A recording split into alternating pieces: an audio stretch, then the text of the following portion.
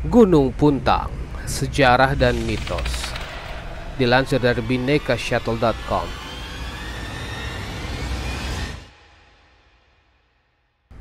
Gunung Puntang terletak di daerah Bandung Selatan. Di tempat ini memiliki banyak sekali situs sejarah yang berkaitan dengan sejarah kolonialisme dan kerjaan di Jawa Barat. Konon katanya di tempat ini dulu terbangun stasiun radio bernama Stasiun Radio Malabar yang merupakan radio terbesar se-Asia Tenggara. Siaran Radio Malabar diklaim mampu mencapai kerajaan Belanda pada masanya. Situs Gunung Puntang. Situs Gunung Puntang terletak di Komplek Gunung Malabar, Kabupaten Bandung dengan ketinggian 1300 mdpl dengan suhu rata-rata 18-23 derajat Celcius. Sedangkan puncak tertingginya yaitu Puncak Mega memiliki tinggi 2222 mdpl. Gunung Puntang memiliki area yang cukup luas dan mampu digunakan sebagai area berkemah atau camping.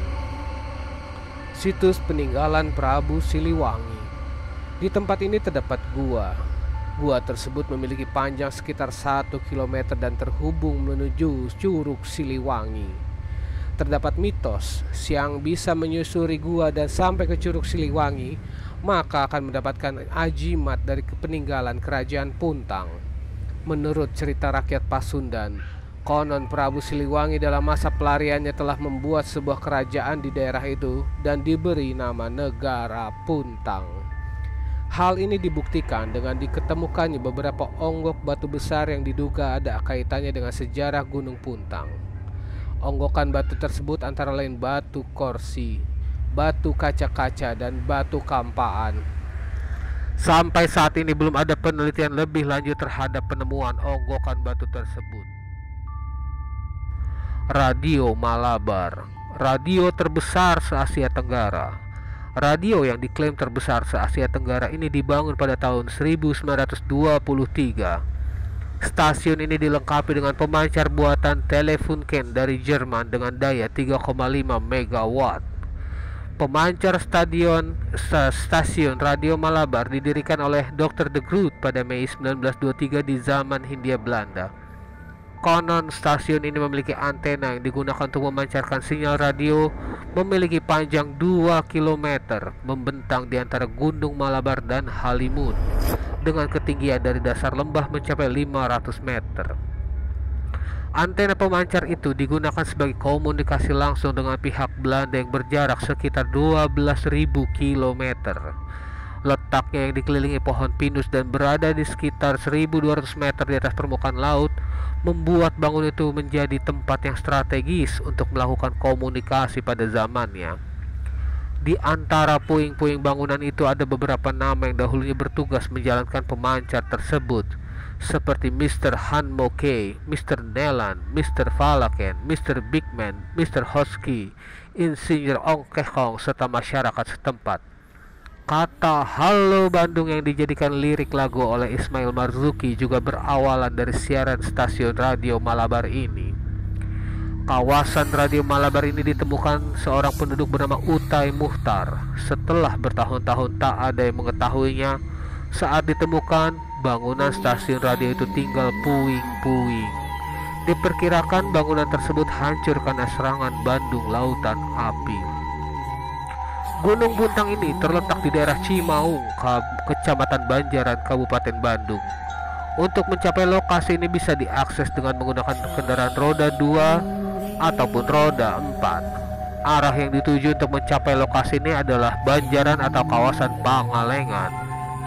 Berikut ini adalah rute singkat dari kota Bandung. Dari kota Bandung menuju Kopo Sayati, Katapang, Soreang, dan Banjaran. Pantangan mandi membelakangi Curug Siliwangi.